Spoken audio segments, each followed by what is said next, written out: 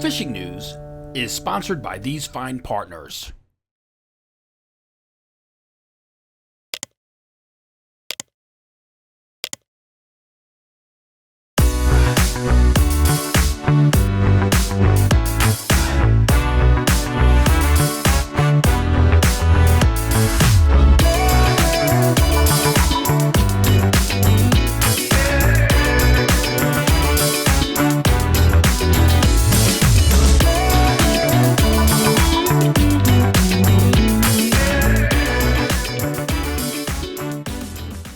Cinderworms, hundreds, maybe thousands, swirling under the lights recently somewhere in northern Ocean County. It's not actually a cinderworm hatch, as it's often referred, but a spawning event that happens in many local estuaries from spring through summer, primarily around the lunar events. Now, in last week's video fishing forecast, I mentioned to be on the lookout for this rather amazing mating ritual whenever striped bass are keyed in on these tiny undulating morsels. It's often very frustrating. You will not often be able to get them to bite anything else, so very important to match the hatch. I'm Jim Hutchinson with a New Jersey Delaware Bay edition of the Fisherman magazine. It's April 20th, 2023, and that's a video that I shot recently, actually over the weekend, on a dock in the upper Barnegat Bay. There were no bass on these worms that I saw, so perhaps the new moon this week will trigger a bite, and if not, maybe the next full moon, which comes on May 5th. Now, however, I did find out on Thursday that in the lower stretches of Barnegat Bay, Steve DiEugenio messaged me Thursday, and he said, quote, "Barnegat Bay is full of stripers, tons of birds working. I caught almost every cast with a chartreuse gator spoon. Fast retrieve." Steve said birds were swooping down and hitting lightly, so maybe they were picking at smaller baits. It's one thing with the laughing gulls. I know when I hear them in my house here in Brick Township, if I hear the laughing gulls out back, something's got to be happening, and sometimes it is those cinderworms. So back to those cinderworms, you can go to thefisherman.com, go to the little search, the little magnifying glass on the homepage, and type CINDR for a few articles on fishing around these cinderworms for stripers. It's a short window in many estuaries, and typically the fly fishermen have the better edge because these cinderworms are close to the surface, they're very small, and the bass will come up and sip at them. So yeah, the fly guys have some real good success. Now, some of the old timers in my neighborhood have reintroduced me to the art and effectiveness of fishing under the bobber or a casting egg for keeping those worm imitations up top. So if you're really frustrated, the one thing that I tried and had some success doing, I simply through-wired a cork. Through-wired a cork, put barrels at both ends, tying the main line to one side over here, and then some light leader material and a 3/0 hook, just like the BKK 3/0 octopus style hooks that we were giving away with that Fisherman subscription during the boat shows, and then attach a piece of cream worm.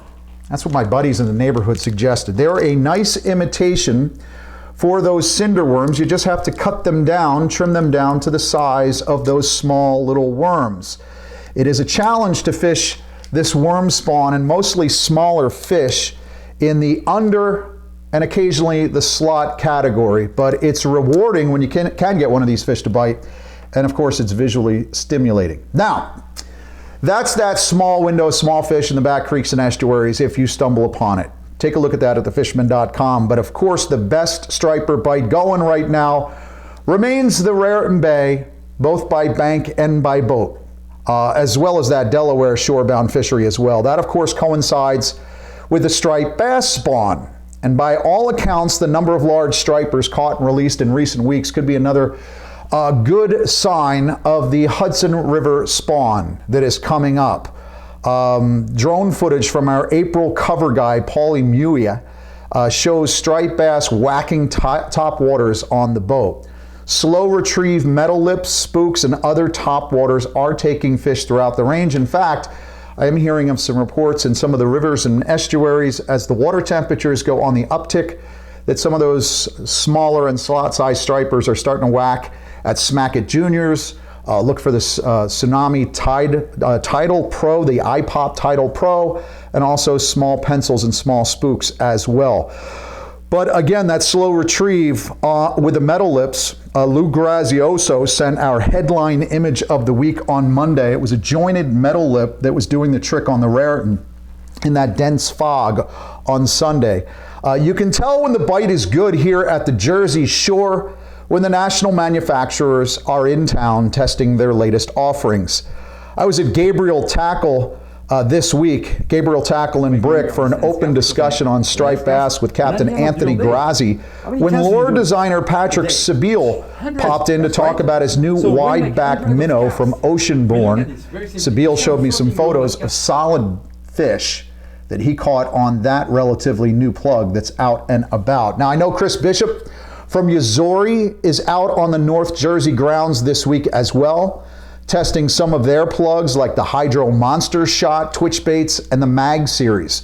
Of course, the Mag Darters have been getting it done for a lot of folks this season, but you want to take a look at that. I know Chris is fishing today, Thursday, at some point with Phil Sorrentino and the boys from Tackle Box on that beautiful Jones Brothers boat of his, in search of striped bass. But if you're looking to try some of those Yazori plugs, the hottest Yazori offerings are available at Grumpy's Tackle in Seaside this Friday, Saturday, and Sunday, where Chris Bishop tells me that they've got a special deal. He'll be over there as well. You buy 2 Yazori plugs, you get the 3rd free. I understand there's a big giveaway going on Saturday at noon as well, so stop in there and check that out this weekend. Of course, the folks in Seaside at Grumpy's reported a bunch of fish there in the surf to start the week.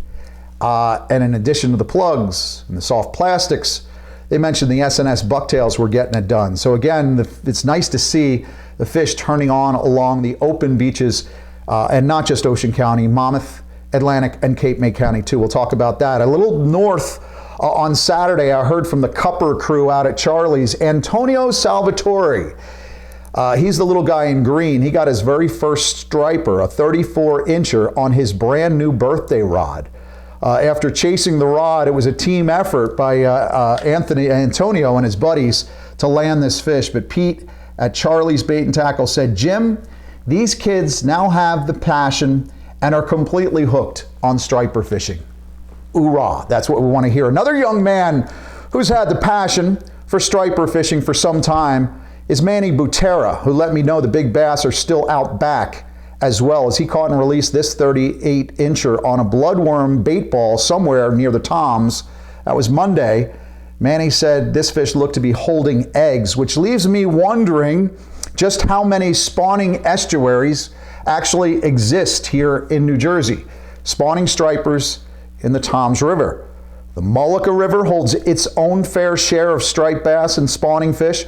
Justin and the crew at Allen's Dock are reporting larger stripers on the prowl there in the Mullica and the entire Great Bay area. I hope to have a first-hand report for you for next week's video fishing forecast from Great Bay. Hutch Sr. and I are slipping out on Friday to look for some, well, striped bass and especially black drums somewhere in Great Bay. So we're picking up a bushel bag of fresh clams and hoping to see if we can't get a boomer in the box. In and around the Absecon Inlet area, though, Brigantine and Atlantic City getting some good reports now as fish move in and out of Absecon Bay and into Great Bay. Noel at One Stop Bait and Tackle in Atlantic City says it's back to banging in that particular area. I heard from Jose Lopez this week. He said the SP Minnow laser shiner at night behind Brigantine in recent days has produced fish from 30 to 37 inches at the end of the outgoing and into the start of the incoming tide. Of course, with April still with us, so too is the tog season here at the Jersey Shore. A lot of the boats are getting out to the tog grounds through the month of April. But Andy at Riptide Bait and Tackle said Dan M. here had a great day at the Brigantine Jetty with 4 tog to 15 3/4 inches, which actually upped his score in the Riptide Striper Derby. It's not just stripers, it's 4 species. That will continue through May 26th, but you do have to be entered before you weigh a fish. That's the way tournaments work, you know. $30 entry. It offers up to nearly $3,000 in cash prizes. Striped bass, I believe bluefish, black drum, and of course tog. So get in there and get in on that action. Heading down Into Cape May County this week, there are striped bass to be had in front and out back for those putting in their time. The folks at Fanatics in Ocean City actually reported this week that the striper action has completely blown up. Seems stripers are just about everywhere at this point, making the push from the rivers with some migratory fish starting to show as well.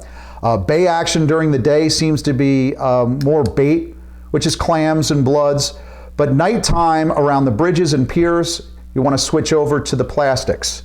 They suggested smaller, brighter plastics, 3.5 to 4 inch paddle tails.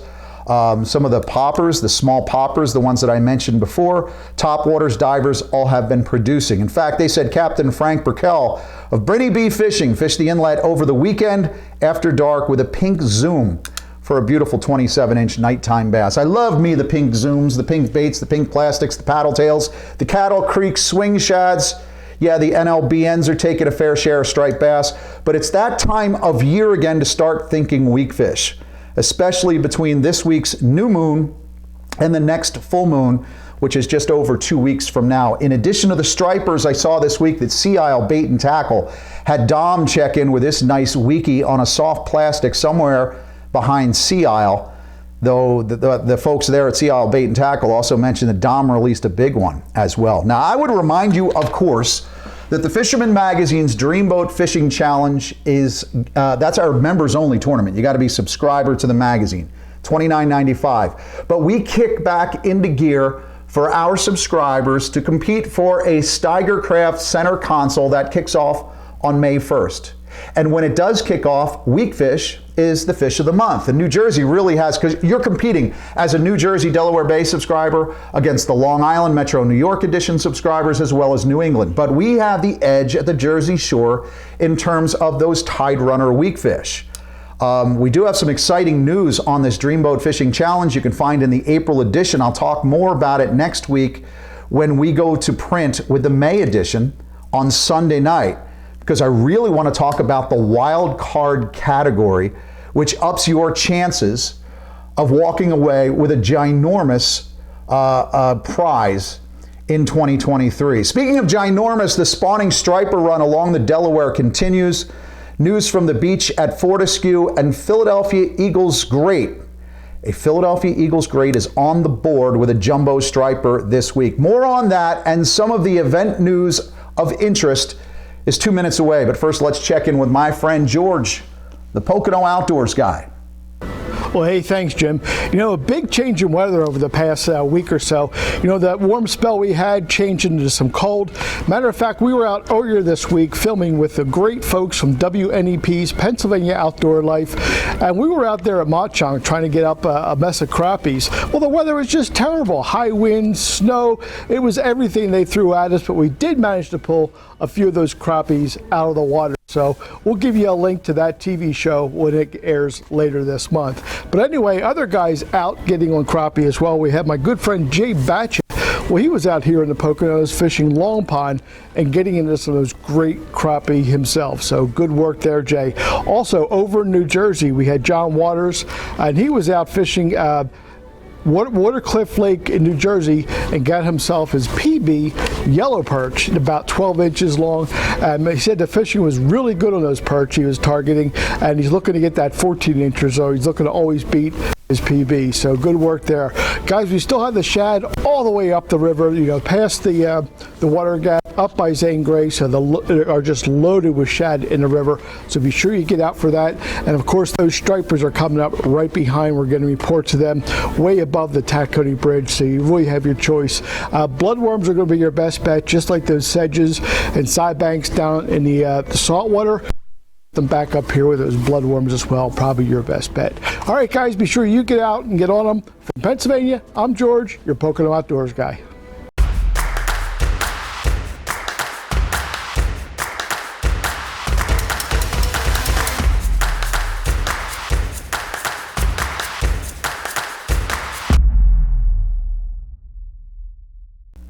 Before running up to Delaware for a little talk about striped bass, let's go back to weakfish. I talked about the weakfish, the fish of the month, and the Dreamboat Fishing Challenge. One of the things that I like to do this time of year is I will take all of my favorite plastics every spring. I put them in a double Ziploc bag, one of the heavy-duty Ziploc bags.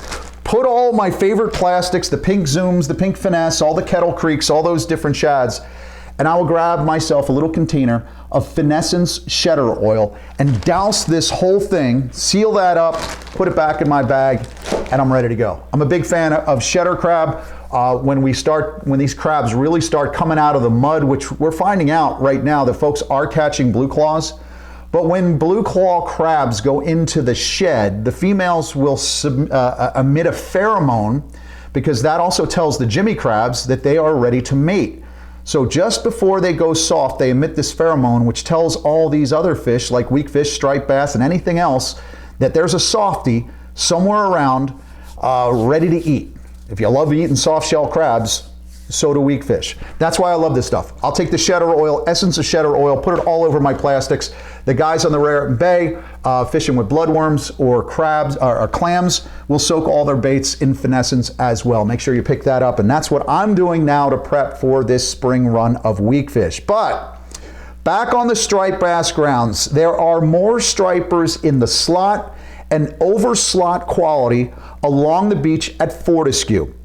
We've been talking about this for weeks. It's really been a heck of a run during that stretch. Higbee's Bait and Tackle reports this week that Angelo DeCesaro caught and released a 43-incher on bloodworm earlier this week. So yeah, there are a good number of big striped bass being reported along that stretch and up around the bend, Salem and the northern region along the Delaware River. I would remind you, of course, that the striper run, the striped bass fishery, is actually closed for the month of April from Salem River to the Calhoun Street Bridge. Folks there who have fished for bloodworms or fished with bloodworms have always had to use circle hooks. Now the whole state, the whole coast is using circle hooks when fishing natural baits for striped bass. But just remember that these spawning fish are up the river and you want to be real careful with letting those fish go that you catch. Check this one out. My buddy and an occasional author at the Fisherman magazine, Bucky D'Agostino, sent this shot of his buddy, Trent Cole, with a jumbo striper caught while freshwater bassing, and it was released to spawn. That former Eagles defensive end is second behind only Reggie White for the most sacks in franchise history. And here he is, sacking a catch and release striped bass. Again, striped bass spawn is on in the Chesapeake, along the Delaware River, both of those estuaries for the most part. Maryland is almost completely closed for the month of April to protect those spawning fish. But you can expect these fish, as well as the ones on the Raritan, to be on the move at some point. I think most of the Raritan Bay fish really start to move up the Hudson River, and as they do that, that's about the time when the fish are coming out of the Chesapeake. More fish are appearing out along our front beaches at this point here at the Jersey Shore, so things are starting to shape up nicely. But remember, we have not even seen that Chesapeake post-spawn migration moving up the coast. So as good as the striper fishery is here in the New Jersey region, it's only going to get better. Over across the Delaware side, the folks from Lewis Harbor Marina report this week on black drum being caught at Broadkill Beach, summer flounder in the Indian River Inlet and Indian River Bay. That summer flounder fishery is open for folks in Delaware, and I would remind you that the Joe Morris Summer Flounder Tournament will be held on May 19th.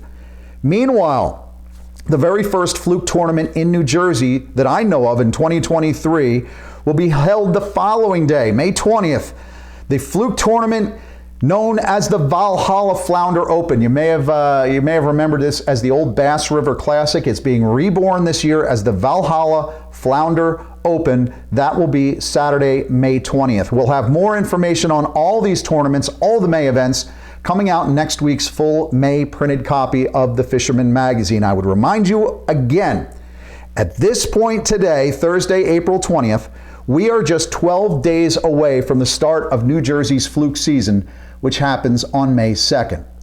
Other events of interest coming up, and more immediately, the Cape Atlantic Striper Club kicks off their second annual Bill Couch Memorial Surf-Only Tournament for striped bass. This release contest, which has many of the Cape May and Atlantic County surf sharpies, striper sharpies especially, even more tight-lipped than normal, That event kicks off on Saturday, April 22nd. So if you want to fish with the Cape Atlantic Striper guys, go to their Facebook page, facebook.com/Cape Atlantic Striper Club.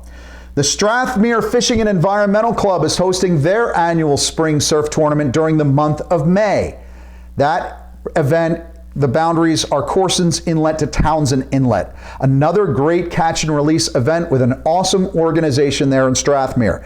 For details, you can call Carmen at 856-904-4820 or simply go over and visit them at strathmerefishing.org. Early registration deadline for the annual Governor's Cup Surf Tournament at Island Beach is this Sunday, April 22nd. Register early by Sunday. You get your discount and it entitles you to extra prize packages on tournament day. Tournament day being Sunday, May 21st. That event in the park. Go to njfishandwildlife.com for details, or you can simply Google New Jersey Governor's Cup for all the details. Finally, it's Striper Quest. Yes, this one's a brand new one for you. Gray Fish Tag Research, of course, has partnered with the Fisherman magazine since 2019. We will be holding our first ever 100% tag and release tournament on Thursday, May 18th out of Highlands, New Jersey. We are going to be doing the satellite tags on that day, but we're also opening it up to some members of the public. If you want to find out about all this tagging contest, all the tagging information with Gray Fish Tag Research, you can call Roxanne, 844-824-8353, or simply email Roxanne at grayfishtag.org for all the details. Again, we are deploying those mini pat satellite devices and some jumbo striped bass with Gray Fish Tag Research again on May 18th. You'll learn more about all this invaluable research that we are doing for the Northeast Striped Bass Study next week when the May edition of the Fisherman magazine comes out. We have all the details of a fish named Berkeley. That was named in honor of the Berkeley Striper Club, who's been with us partnering and sponsoring this Northeast Striped Bass Study since 2020. So we named a tag, we named one of the fish Berkeley. That tag popped up somewhere off of the Delmarva Peninsula back in February. It's taken us a little bit of time to compile all the details, but I will have all the information next week. I'll tease it, and you'll have all the details in that May edition of the Fisherman magazine. 27 miles off the coast of Maryland and Virginia.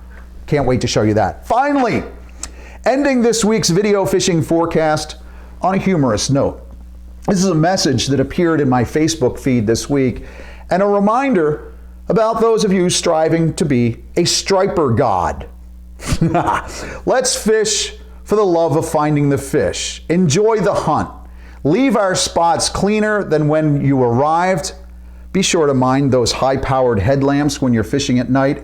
And above all else, please, I implore you, no more than 3 spools of leader material on your wading belt at any one time. Thank you. Catch him up. I'll see you again next week right here at thefisherman.com.